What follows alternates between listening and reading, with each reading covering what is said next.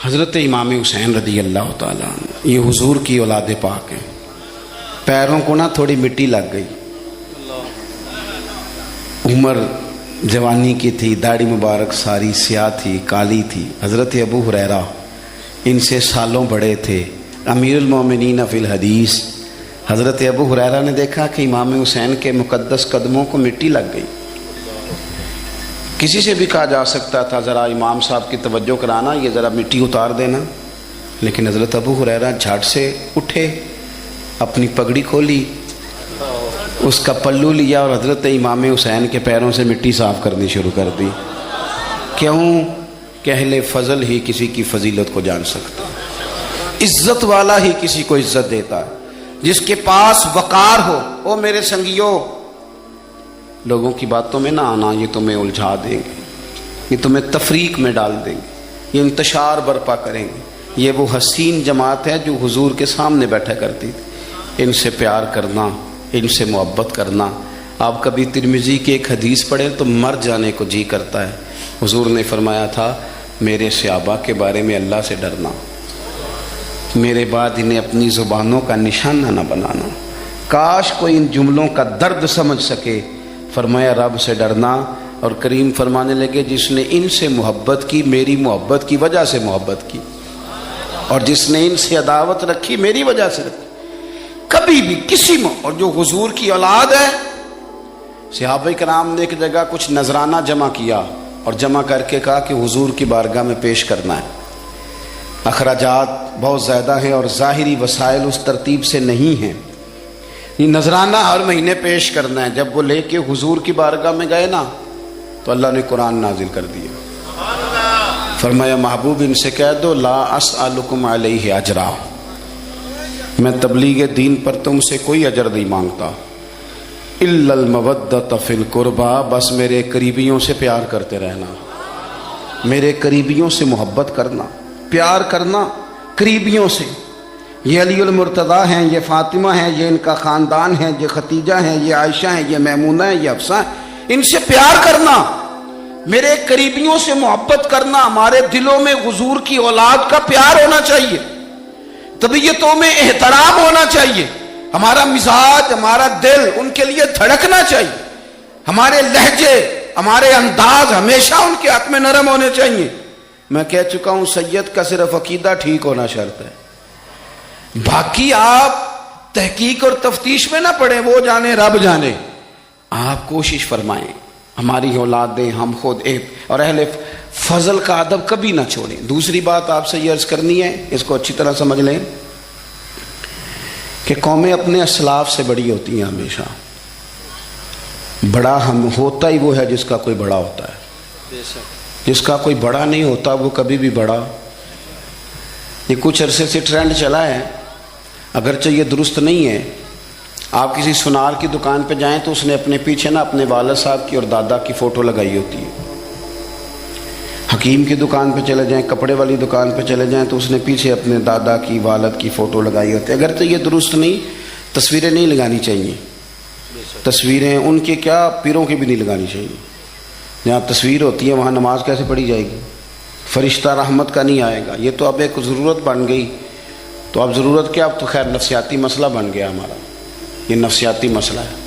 یعنی سلام بعد میں فوٹو پہلے، یعنی سیانے سیانے لوگ. اور یہ ہمیں ایسے کھیل تماشے میں لگایا گیا ہے کہ میں ڈھیر سارے لوگوں پر غور کرتا ہوں، پھر ان کے لیے دعا کرتا ہوں کہ یا اللہ ان کی مدد فرما. یعنی اس طرح کی حالت ہے کہ وہ زندہ ہی موبائل کے اندر ہیں، ہر چیز ہی. مجھ سے ایک دفعہ ایک صاحب نے پوچھا مولوی آج کل بڑے لڑ رہے ہیں. میں نے کہا وہ 4-5 ہے جن کو آپ موبائل پہ دیکھتے ہیں. آپ میرے ساتھ آئیں، میں آپ کو 20 اور سینکڑوں شیخ الحدیث بتاتا ہوں جو سکون سے بیٹھ کر رسول اللہ کا دین پڑھا رہے ہیں. تو آپ مسئلہ سے تو یہ ہے کہ ہم نے کل زندگی وہ سمجھ لی ہے جو موبائل کے اندر ہے. بہرحال وہ تصویر لگائی ہوتی ہے سنار نے بھی اور حکیم نے بھی اور ڈاکٹر نے بھی اور بہت سارے لوگوں نے کہ جناب اب یہ جو تصویر لگاتے ہیں تو اس کے پیچھے پوری حکمت ہوتی ہے. آپ ان سے پوچھتے ہیں یہ فوٹو کیوں لگائی ہے تو وہ کہتے ہیں ہم یہ بتانا چاہتے ہیں کہ یہ کام آج نہیں ہم نے شروع کیا، ہمارا شجرہ پرانا ہے، ہمارے باپ دادا سارے یہی کام کرتے تھے، ہمارا خاندانی ورثہ ہے. وہ ثابت یہ کرنا چاہتے ہیں کہ ہم پیچھے سے ہمارا ایک سلسلہ آ رہا ہے. ساری دنیا اپنے اکابرین کو، اسلاف کو، بڑوں کو ان کے زور پر بڑا ہونا چاہتی ہے. یہاں کچھ لوگ ایسے آئے ہیں جن کے نزدیک معاذ اللہ صحابہ ہی ٹھیک نہیں تھے، اہل بیت ہی ٹھیک نہیں تھے. آپ اپنی سند کیسے مضبوط کریں گے؟ اگر وہ اولین جو حضور کے سامنے بیٹھتے تھے وہی ٹھیک نہیں تھے تو پھر ان سے ہو کے جو دین آگے آیا اس کو تم کیسے ٹھیک مانو؟ ساری چیزوں کو مشکوک کرنا چاہتے ہیں. ہمارے بزرگوں نے، امام بخاری نے، امام مسلم نے محنت کر کے حدیثیں تلاش کی، اصول بیان کیے کہ یہ حدیث صحیح ہے، متواتر ہے، حسن ہے، ضعیف ہے، کیا ہے، اس کے اصول اور قاعدے بیان کیے. اور جب انہوں نے خود پوری تحقیق کی، آپ تھوڑی سی، آپ مشکل بات نہیں کر رہا، تھوڑی سی آپ غور کریں گے، انہوں نے سینکڑوں میل کا سفر کیا، گھوڑوں پہ، پیدل، اونٹوں پہ، ریسرچ کر کے بتایا کہ یہ حدیث بالکل درست ہے، اپنی سند کے اعتبار سے، متن کے اعتبار سے یہ متواتر درجے کی ہے.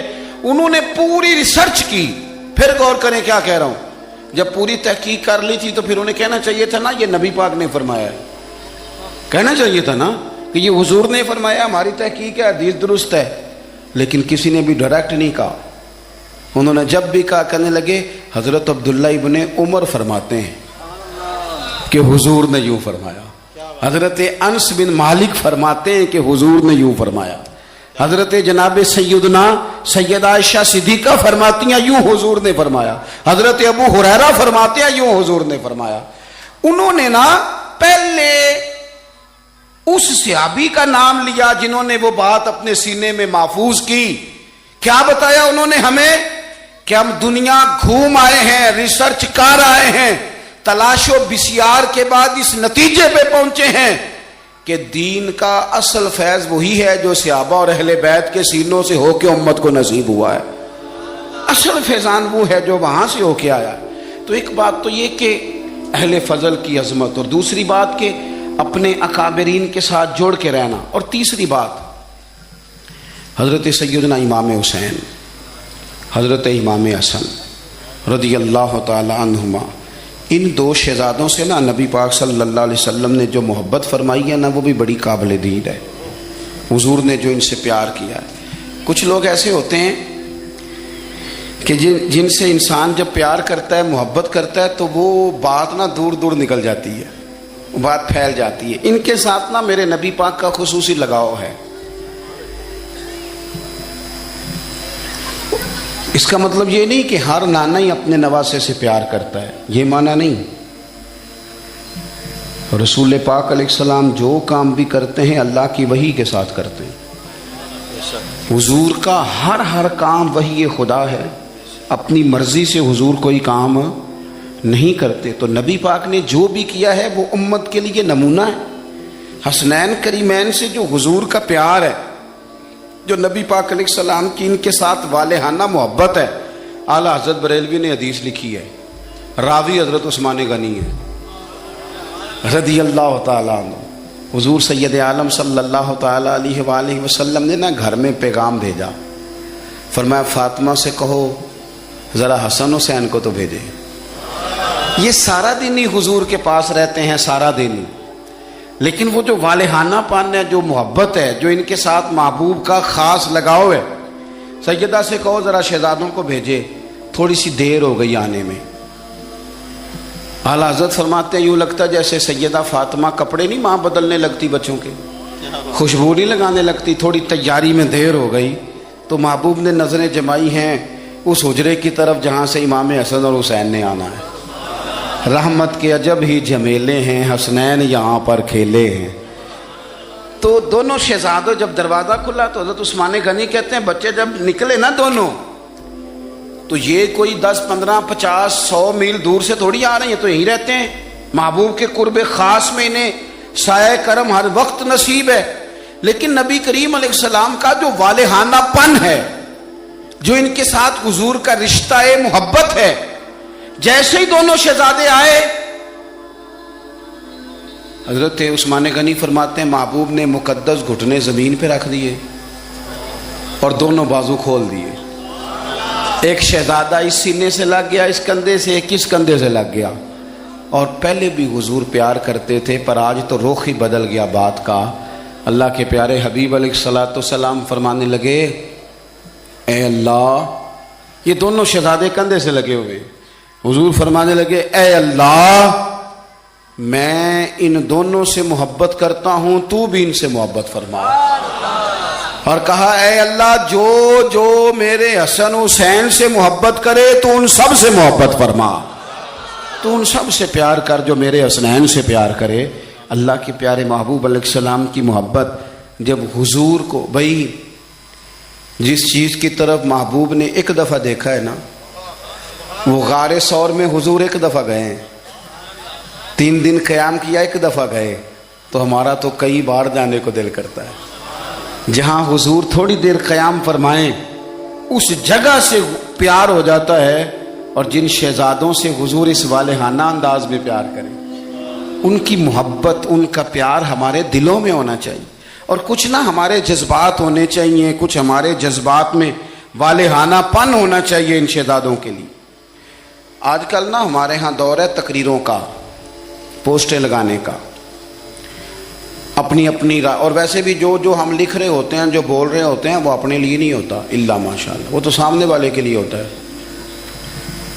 وہ تو حضرت مجدد الفسانی رحمۃ اللہ علیہ کے حالات پہ ایک سیرت نگار نے لکھا ہے کہ آپ نے ایک شخص کو نا اپنے سلسلہ نقشبندیہ میں اجازت دی کہ اب آپ بھی آگے اللہ اللہ بتائیں، تربیت کریں، یہی طریقہ ہوتا تھا، تو ان کو خلافت دے دی، اب وہ سلسلہ طریقت میں آگے اشاعت سلسلہ کا کام کریں گے۔ کچھ عرصے کے بعد وہ خلیفہ صاحب نے حضرت شیخ کو خط لکھا تو کہنے لگے، حضور آپ نے فقیر کو اجازت دی تھی، اب میں تقریر بھی کرتا ہوں، تدریس بھی کرتا ہوں، تصنیف بھی کرتا ہوں۔ تو حضرت فرمانے لگے، آپ بہت اچھے کام کر رہے ہیں، رب آپ کو برکت دے، پر یہ سارا کچھ تو آپ لوگوں کی اصلاح کے لیے کر رہے ہیں، کچھ اپنے لیے بھی کرتے ہیں، رات کو تہجد میں اٹھ جاتے ہیں، کچھ اللہ کے حضور رونا نصیب ہو جاتا ہے، کچھ آپ کو درود و سلام کی کیفیات نصیب ہوتی ہیں، یہ تو جو کچھ ہے الحمدللہ بہت اچھا ہے، قابل تعریف ہے، پر یہ تو آپ خدمت دین کا کام کر رہے ہیں نا لوگوں کی، آپ اپنے لیے کیا کر رہے ہیں؟ یہ بھی تو مقام غور ہے۔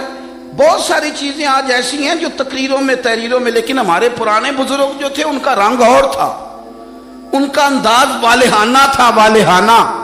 میں نے کئی دفعہ سنائی ہے بات، پھر سناتا ہوں۔ بڑی عید پہ نا میرے والد صاحب چاول لائے، غریب گھر تھا تو ثابت چاول اور بہترین چاول کم ملتے تھے، تو جو زیادہ اچھے چاول تھے اماں جی نے ایک دفعہ پکائے تو وہ بڑے اچھے لگے، تو سب نے جو لوگ کمزور ذہن رکھتے ہیں ساری زندگی فیصلہ ہی نہیں ہوتا، کوئی ڈرتے رہتے ہیں، سہمے وقت گزارتے ہیں، اپنے آپ کو فکری، یہ جو ایمان ہوتا ہے یہ بندے کو طاقتور کرتا ہے، بندہ مضبوط ہو جاتا ہے۔ مجھے بتائیے نا، جب ایمان پکا ہو کہ روزی دینے والا اللہ ہے، تو پھر بندہ کسی مالدار آدمی کے پیچھے کبھی بھاگتا ہے، کبھی کسی بڑے آدمی سے ڈرتا ہے؟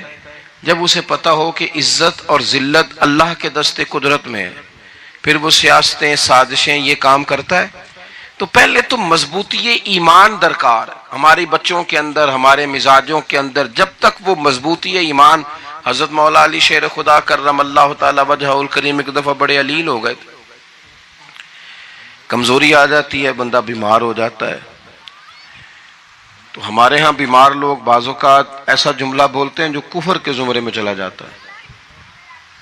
آپ پریشان ضرور ہیں، تکلیف میں ضرور ہیں، لیکن آپ بات وہی کریں گے جو شریعت اجازت دیتی ہے۔ حضرت علی شیر خدا شدید علیل تھے، ایک صحابی تیمارداری کرنے گئے تو حضرت مولا علی کا چہرہ دیکھ کے پریشان ہو گئے، کہنے لگے آپ تو بڑے سخت علیل ہیں، اللہ خیر کرے، اللہ تعالیٰ آپ کو صحت دے۔ تو حضرت علی کہنے لگے تو فکر نہ کر، مجھے اس بیماری سے کچھ بھی نہیں ہوگا۔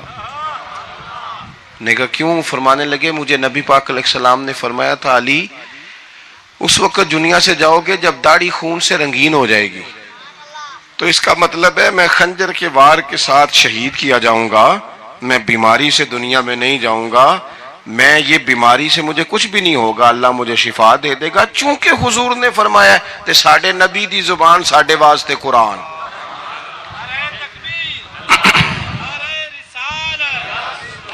تو تو سب سے پہلے تو اپنے ایمان کے اندر، توکل کے اندر مضبوطی پیدا کریں. مسلمان دیکھو نا، نماز پڑھنے سے روزی میں برکت ہوتی ہے کہ نہیں؟ ویسے جو چوپ ہے ان کی بھی ہوتی ہے کہ نہیں؟ نماز پڑھنے سے روزی میں برکت ہے. تو پھر اس کا مطلب یہ ہے کہ جب ٹائم آئے نا نماز کا، تو گاہک جتنے مرضی کھڑے ہوں پھر دکان بند کرنی چاہیے، پھر نماز پڑھنی چاہیے، کیونکہ روزی تو اللہ نے دینی ہے، گاہکوں نے تو دینی. تو سب سے پہلے ضروری ہے مضبوطی ایمان. میری طرف دیکھیں جی، آپ ویڈیو ضرور بنائیں پر میری طرف بھی تو دیکھیں نا جی. اللہ آپ کو خوش رکھے. موبائل اللہ تو مہنگے مہنگے دے وے، پر ساری دیڑی یہ کام تری نہ کروں. آپ بنائیں ضرور، میں ویڈیو بنانے سے منع نہیں کرتا، سارے بنائیں بے شک، پر دیکھیں میری طرف، میری بات پر غور کریں. دوستو، مضبوطی ایمان، توکل، اللہ کی ذات پر بھروسہ. آپ کبھی میدان کربلا کا پورا نقشہ اپنے سامنے رکھیں نا، پورا نقشہ. دو چیزیں ہیں. امام حسین کو نظر آ رہا ہے اب شہادت ہو جائے گی، اتنی بڑی فوج آئی ہے، خدا کی حکمت کے تقاضے سمجھ میں آ رہے ہیں، حالات کیا ہوں گے سمجھ آ رہی، پر ایک لمحے کے لیے بھی ان کا توکل کمزور نہیں ہوا. اپنے رب پر جو مضبوط بھروسہ ہے، مضبوط. سیدہ طیبہ طاہرہ حضرت فاطمہ الزہرا رضی اللہ تعالی عنہا نا اونٹ کے بالوں کی بنی ہوئی چادر اوڑھ کر چکی پیس رہی تھی. یہاں بیویاں بڑا روتی ہیں، غریبی بڑی ہے، بڑی غریبی ہے. حالانکہ اب کون بندہ پیبند والے کپڑے پہنتا ہے جی، دور ہی گزر گیا. اب تو بڑی مشکل سے وہ لوگ ملتے ہیں جو جوتا ٹوٹ جائے تو گانٹھ کے پہنے، ورنہ تو نئے جوتے آ جاتے ہیں. حضرت سیدہ پاک اونٹ کے بالوں کی بنی ہوئی چادر اوڑھ کے چکی پیس رہی تھی.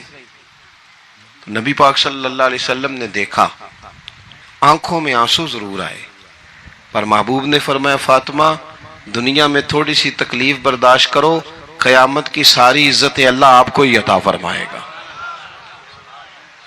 تو توکل کی مضبوطی، اللہ کی ذات پر بھروسہ، اپنے رب کریم کے ساتھ امیدوں کا وابستہ کرنا، اس سے مضبوطی آئے. دوسرا فرمایا وَعَمِلُوا الصَّالِحَاتِ، بہترین عمل کیا جائے زندگی میں، نیک اعمال کیے جائے، وقت ضائع نہ کیا جائے. ہر وقت کوئی نہ کوئی کام بندہ کرتا رہے.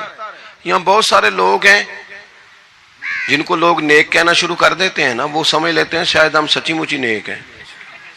لوگ جو کہتے ہیں حضرت صاحب قبلہ، پیر صاحب قبلہ، میں یہ طالب علموں کو، دوستوں کو، بلکہ اپنے آپ کو بھی کئی دفعہ کہتا رہتا ہوں، اپنے آپ کو سمجھاتا ہوں کہ یہ لوگ تجھے کہہ رہے ہیں حضرت صاحب، یہ تو رات کو تو اپنے آپ سے پوچھنا، اپنے رب سے پوچھ.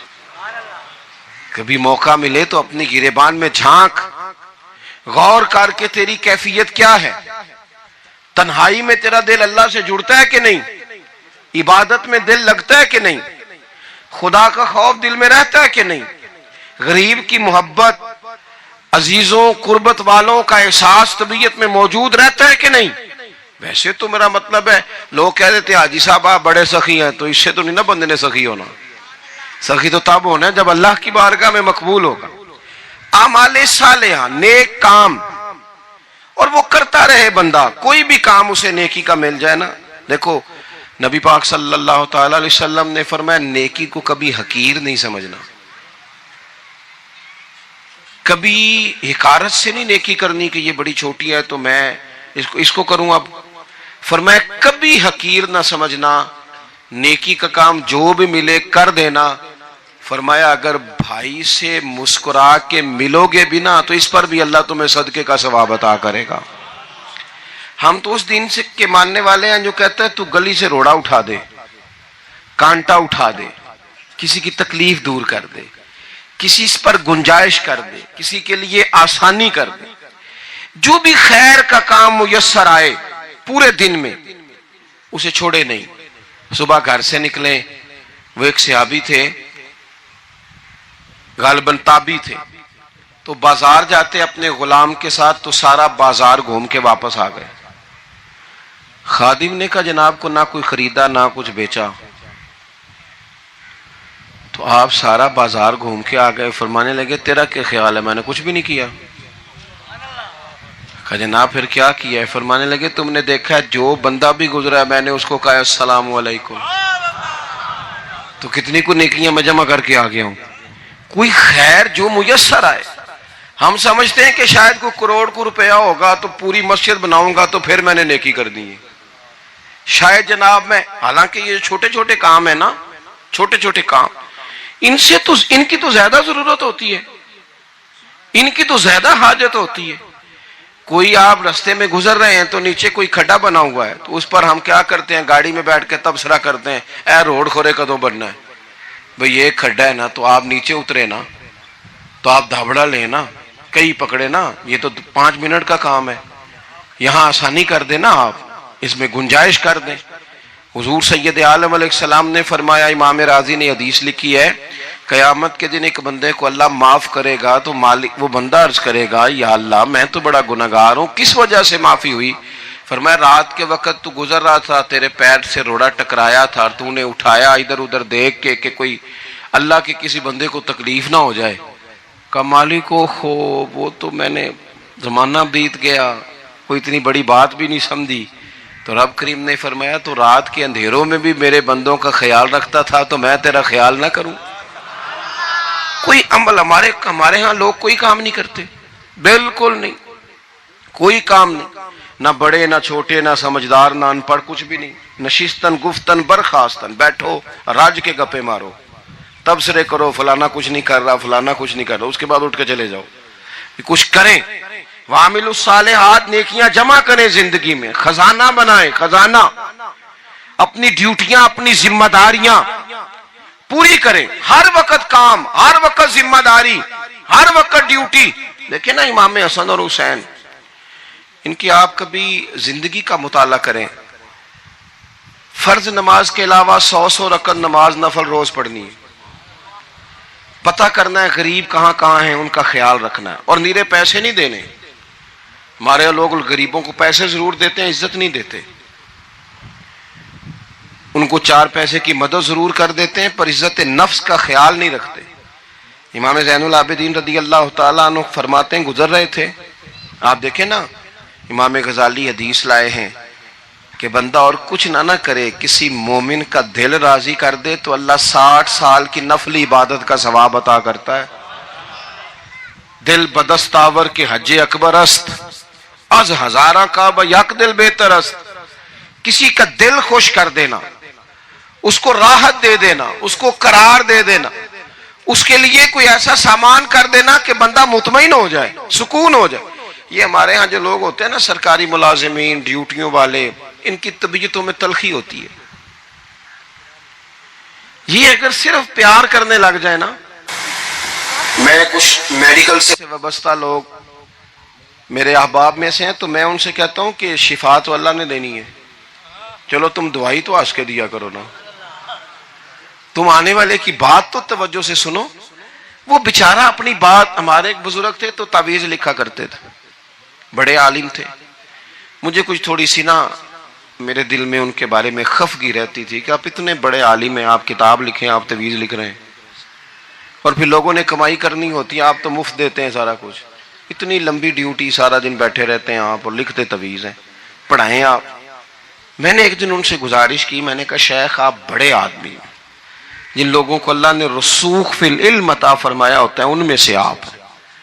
اللہ نے آپ کو پختگی دی ہے علم میں، شعوری عالم ہیں آپ، سارا دن تعویذ.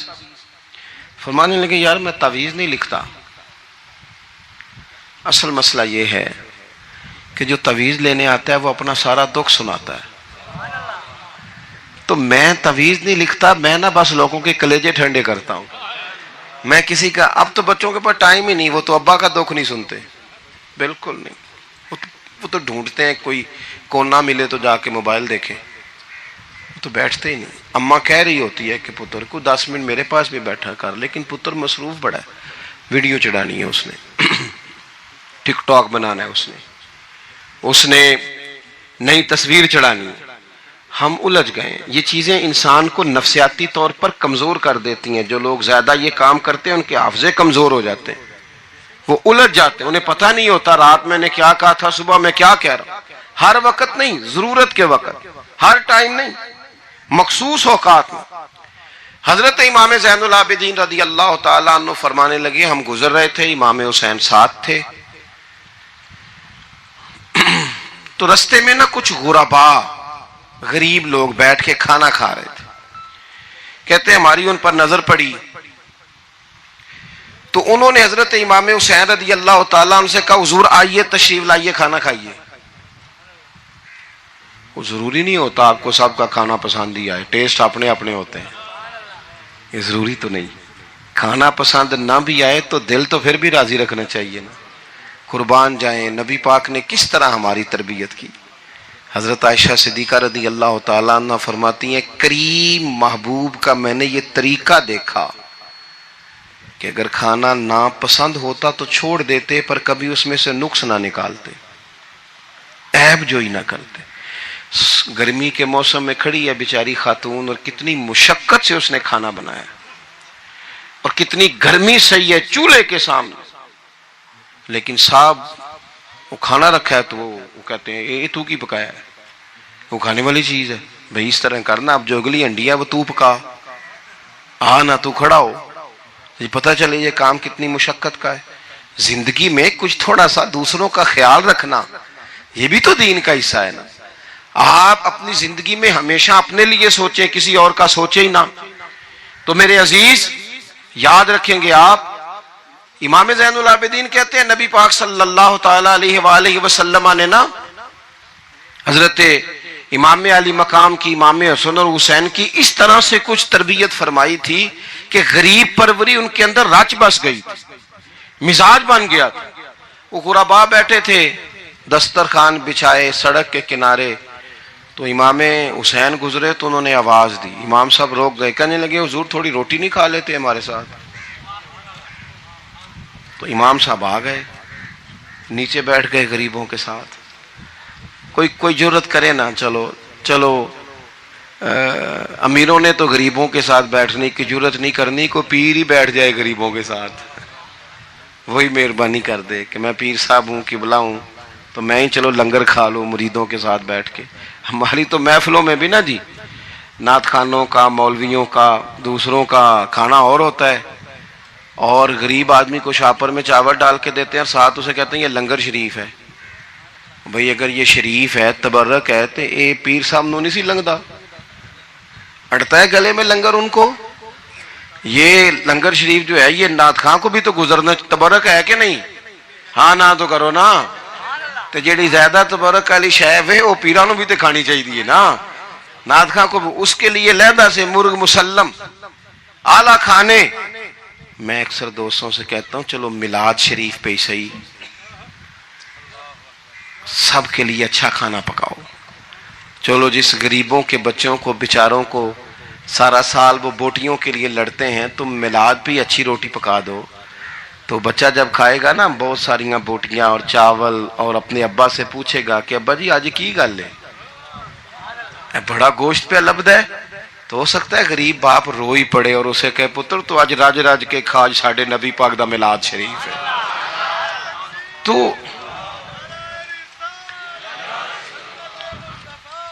تو امام حسین رضی اللہ تعالیٰ عنہ نا آ کے غریبوں کے بیچ بیٹھ گئے زمین پہ.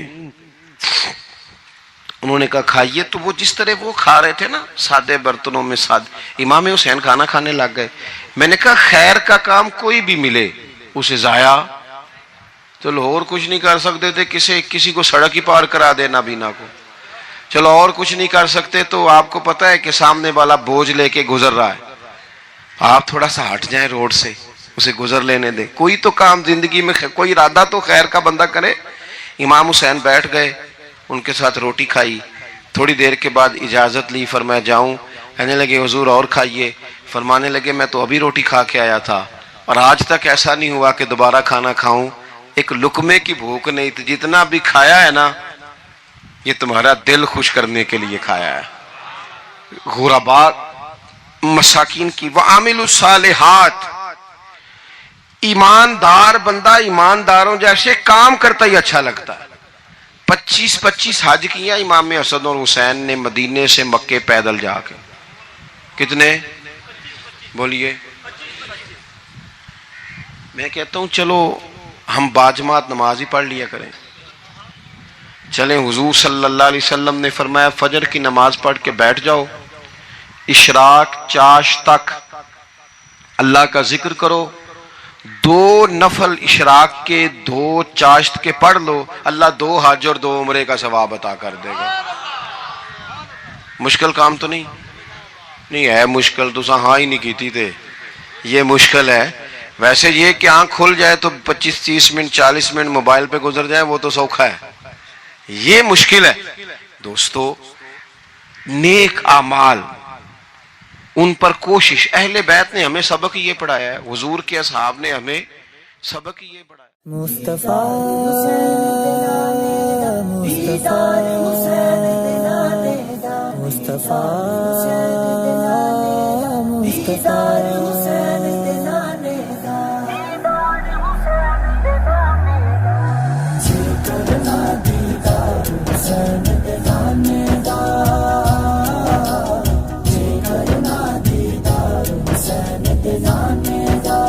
ہو جائے عاشق یار حسین دے نانے دا.